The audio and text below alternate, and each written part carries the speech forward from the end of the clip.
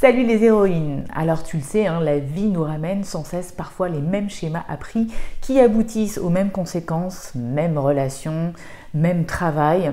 Et puis tu sais que la femme intense aussi, elle a beaucoup d'adaptabilité, beaucoup de résilience et elle est amenée à revivre encore et encore des boucles de répétitions, elles aussi très intenses, qui peuvent l'emmener dans des extrêmes comme le burn-out, la servitude sociale ou encore des relations hautement toxiques. Devenir qui en est vraiment, assumer sa singularité, au début c'est beaucoup plus un travail de déconstruction que de construction. Mais c'est extrêmement difficile de se déconditionner de schémas appris, d'autant plus s'ils sont ancrés dans l'inconscient collectif et dans une société où la normopathie est quand même omniprésente.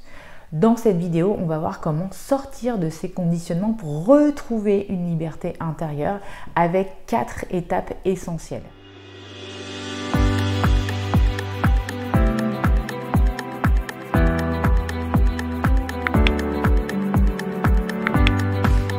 Je m'appelle Sandrine Larive et ma mission c'est de libérer les femmes HPI des chaînes invisibles qui limitent leur potentiel pour une vie enfin libre et épanouie. Tout est en toi et mon travail c'est de co-créer avec toi le chemin de moindre résistance possible pour que tu puisses accéder à tes plus hautes aspirations, pour que tu puisses flyer à l'altitude pour laquelle tu es profilé depuis la naissance. Si tu as l'impression d'être un avion de chasse qui a beaucoup trop dormi en hangar jusqu'ici, alors rejoins mon mentoring VIP, c'est 6 mois pour intégrer tes ZP à la vitesse de la lumière. Et si tu veux nous rejoindre prochainement, rejoins le webinaire qui s'intitule Déverrouille ton potentiel pour te propulser vers tes plus hauts sommets. Toutes les infos sur ça juste en dessous de la vidéo en description. On est tous conditionnés, quoi qu'il arrive, par des biais pour donner du sens à ce que l'on fait. Mais certains raccourcis ne nous aident pas du tout et ils ont été souvent appris très tôt dans l'enfance et se sont rigidifiés dans le temps. Aujourd'hui, on est là pour voir en 4 étapes justement comment se libérer de ce qui empêche, de ce qui cloisonne et ce qui enferme. Premièrement, tu vas détecter les schémas appris et surtout les bugs dans le système. Tu vas te poser et prendre le temps de comprendre comment tes croyances influencent tes pensées, qui elles-mêmes influencent tes comportements et tes actions. Sachant en plus que 90% de nos pensées sont drivées par notre inconscient, alors il est super important de mettre de plus en plus de conscience sur tes schémas de pensée. Pour cela, tu vas utiliser ta capacité à te mettre en position méta pour élargir ton champ de conscience. C'est prendre assez de hauteur et faire transcendance pour pouvoir observer les mécanismes qui se répètent. Lorsque cette aptitude à s'observer soi-même se développe, on peut développer un mix de sentiments variés.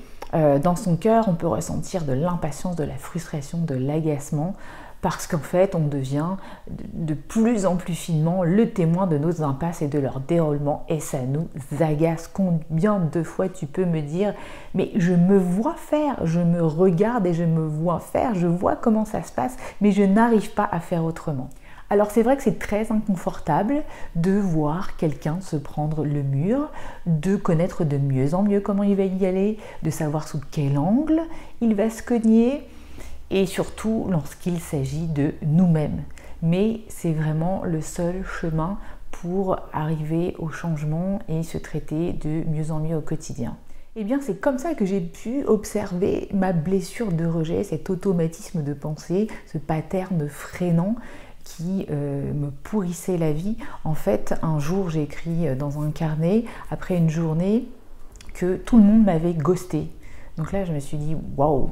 Tout le monde dans la journée t'a ghosté, comme si voilà, mon cerveau avait pris le pouvoir sur tout ce qui se passait pour traduire tout ce qui se passait en blessure de rejet dès qu'il y avait un petit peu de vide, un petit peu de flou dans les relations ou un trop long silence. En physique quantique, on sait qu'une fréquence émise finit toujours par rencontrer une résonance similaire.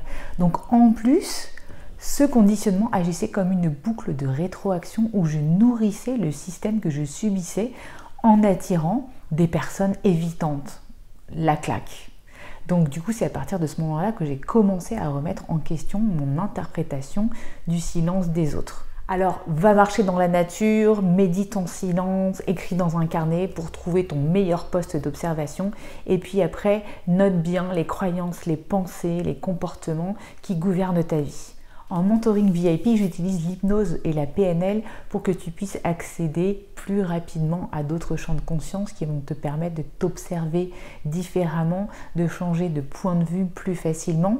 Et puis aussi, mon travail, c'est que tu trouves en fait la bonne croyance. Parfois, il arrive qu'une personne veuille changer une croyance, mais qui ne soit pas forcément celle qui la limite le plus. Et ça, c'est mon job de te montrer aussi ces angles morts-là. Souvent, nos schémas limitants sont aussi transmis à un niveau collectif par l'éducation de la société, nos expériences passées. Alors, pose-toi aussi cette question, quelles sont les règles explicites et implicites qui guident mes choix ? En fait, ces règles me limitent-elles ou me servent-elles ?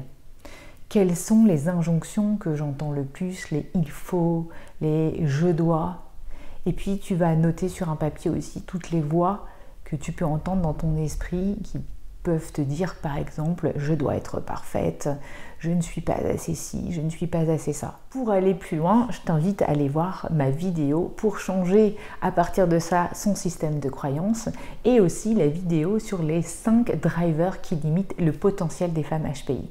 Après avoir identifié ensemble les programmes mentaux dont tu n'as plus besoin, ces logiciels installés depuis l'enfance qui sont maintenant obsolètes, c'est le moment, deuxième étape, de te déformater, de nettoyer ta mémoire vide de choses qui n'ont plus lieu d'être.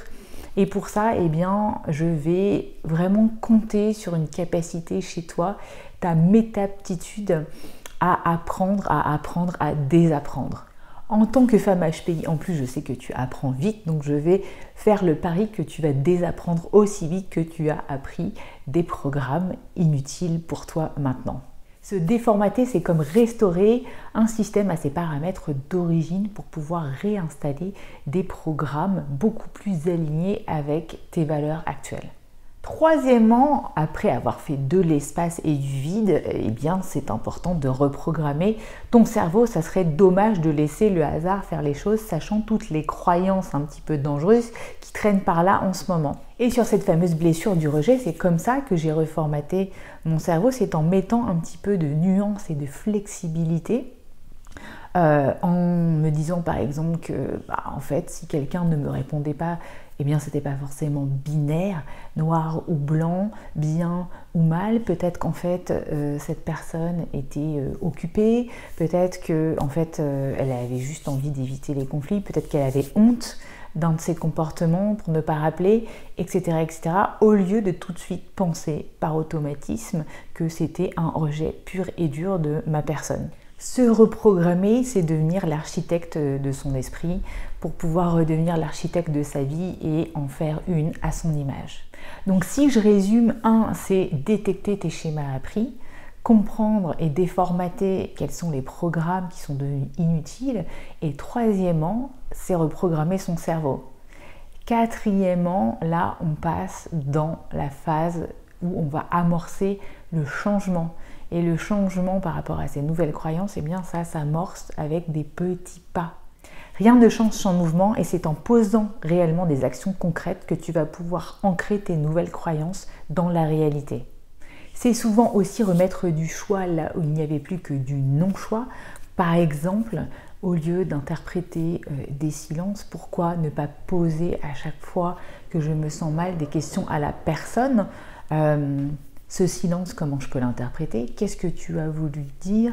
Est-ce qu'il y a un malaise entre nous? Est-ce que j'interprète mal ce silence? Bref, poser des questions là où je ne voyais que des interprétations.